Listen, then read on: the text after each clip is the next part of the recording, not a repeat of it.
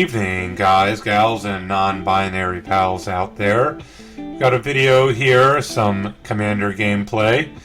Myself on Freyalise, and then a Damia Sage of Stone, Kali of the Vast, and Kineas and Tiro of Miletus. So I've cut out some of the beginning of it, so we can sped up some things to get to the first major turning point in the game, where I get a bit punished for not killing this Kalia with the Vivian Reed in my previous turn. So when looking at it, I thought, what's the worst thing that could happen? And then this Balefire Dragon. And naturally, they come attacking me, and my board goes away. And it's this decision that I think changes basically the whole course of the game. But it was also pretty nice, so I had to give them a whelp lol in the chat. So I've actually, it's the original audio that I recorded for this. I got a little bit messed up, so I'm re-recording this in post, doing voiceover, and as I said, I've sped up a lot of it because the game did end up being very long. So it was a big grind fest. There's a lot of time in between big things happening, so I've decided to play it back at somewhere, depending on the time, between 200 and 800% speed. And so the reason I'm making this game is, or this gameplay video, so it's been difficult to do my normal thing, so I haven't been able to go out doing any flying, and hence no FPV quadcopter related videos. So I thought I'd show off one of my other big hobbies of Magic the Gathering. Specifically, I've been into Commander a lot recently, and thought I'd play some on Moto.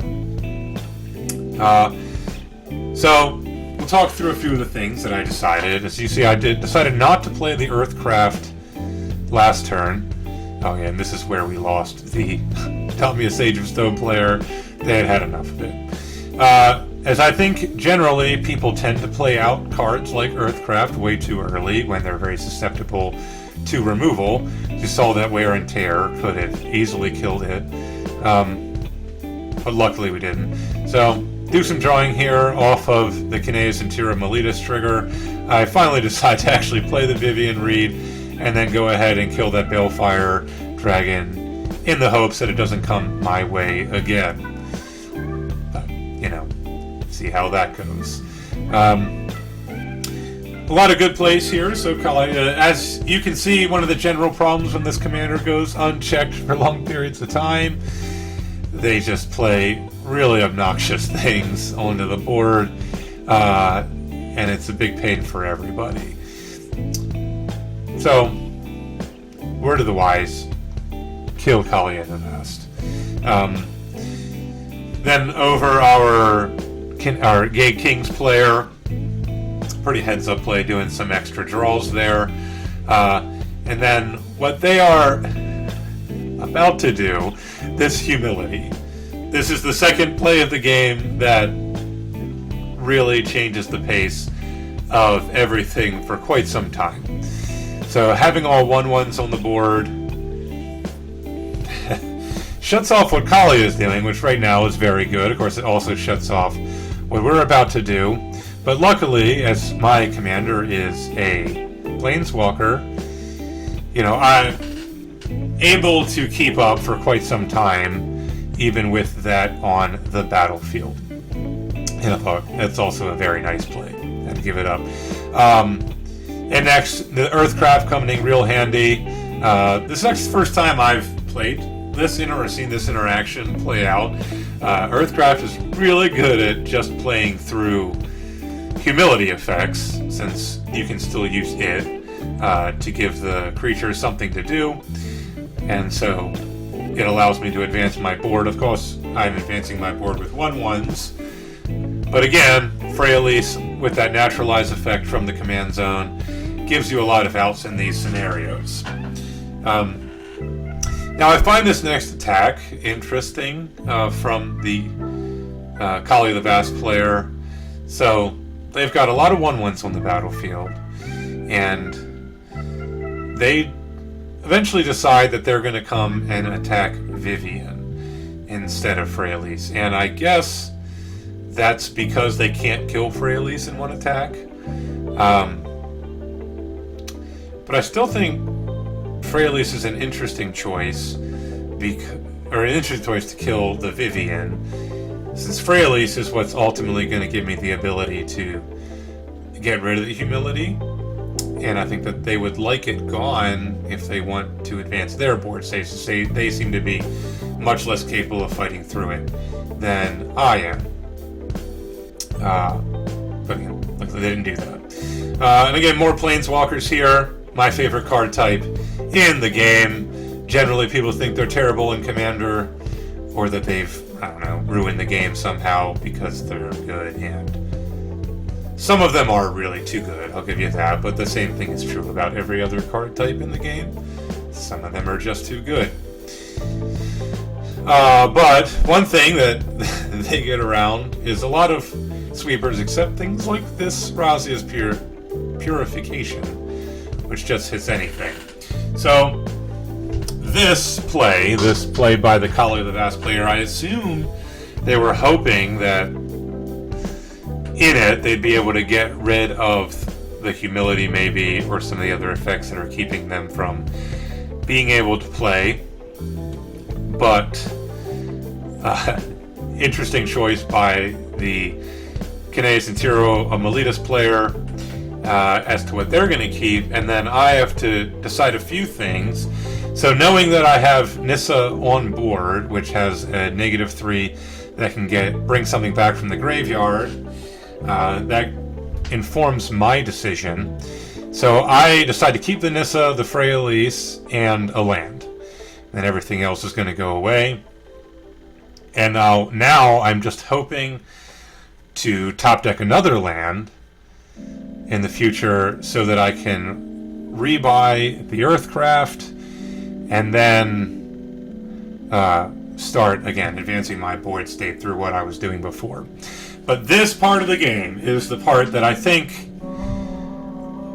is what a lot of people don't like about Staxi effects in Commander, because it did make the rest of this take a very long time.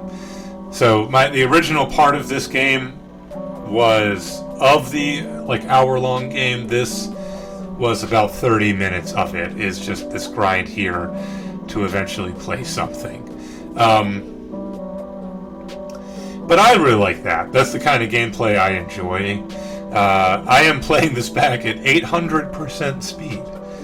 So, as you can see, these triggers are just a lot to get through. Very grindy game. Which, again, I get why not everybody likes, but I do.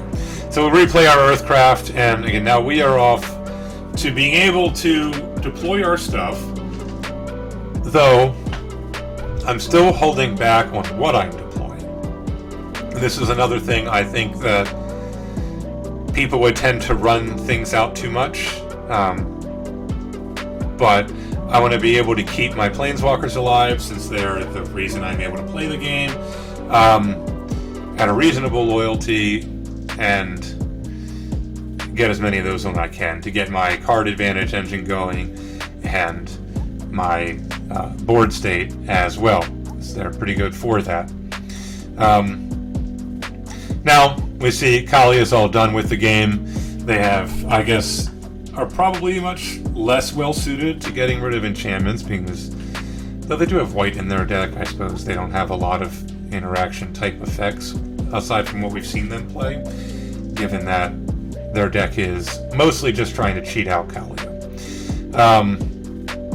And luckily, so we are able to replay our Freyalise and now get rid of some of these pesky enchantments over there. And specifically the humility. Now, this is another point I like to talk about, is once you've reached this state, what it is that you decide to to do with your mana and your time. So I think that there's a lot of advice on the internet that's saying always pay for your taxes, like Ristic Study, you don't want people to draw cards and card advantage and all of that.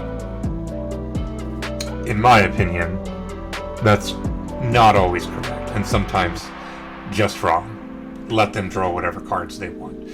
Like, the worst thing that they're going to draw into is a Wrath, which would be problematic, but best case scenario, we get to just keep going off with everything, and you have to decide at some point when you're just going to commit to it. So I decide at this point I'm going to commit to trying to comboing off this turn.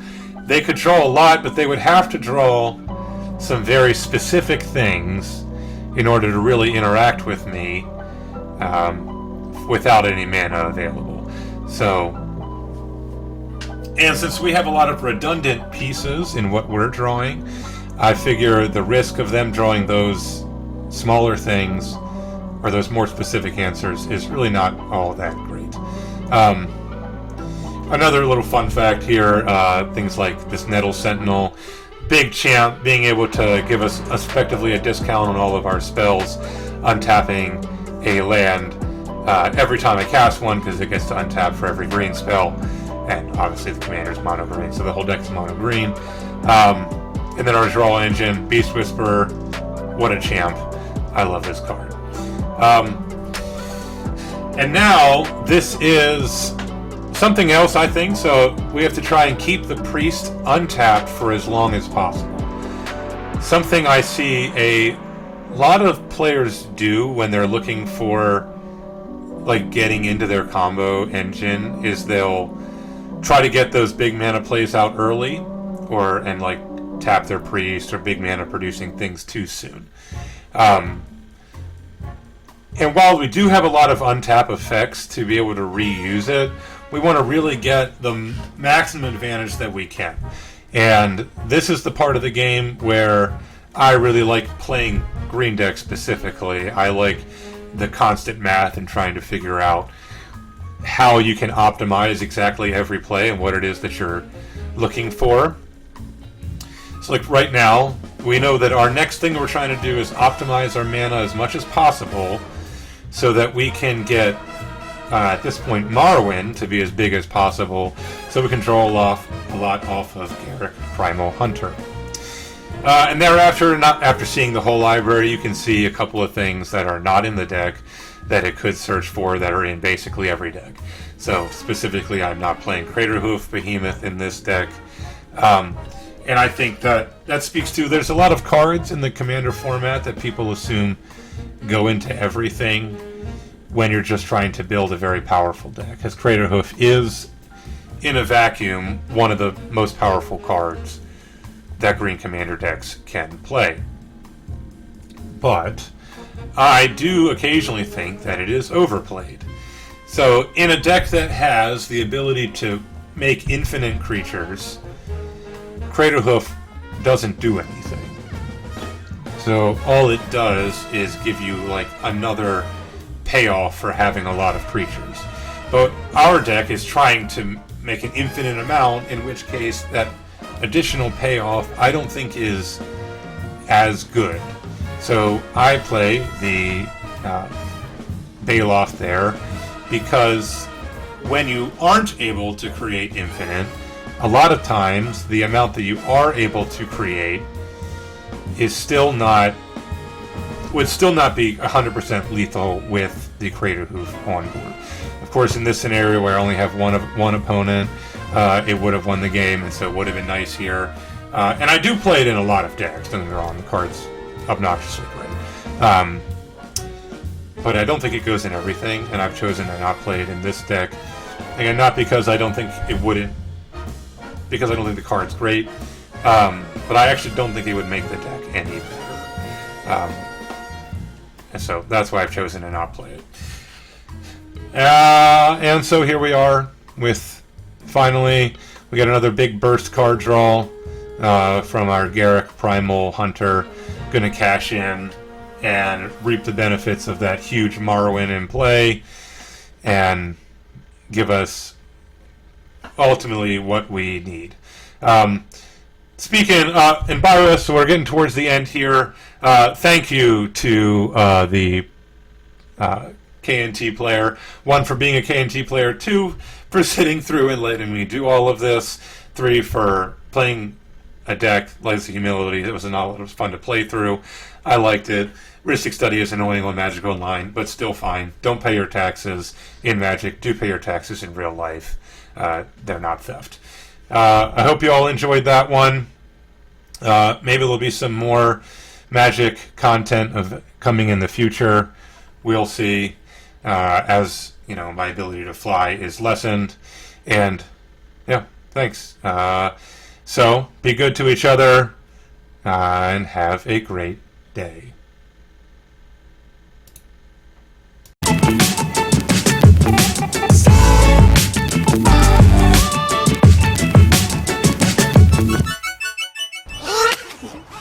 Oh!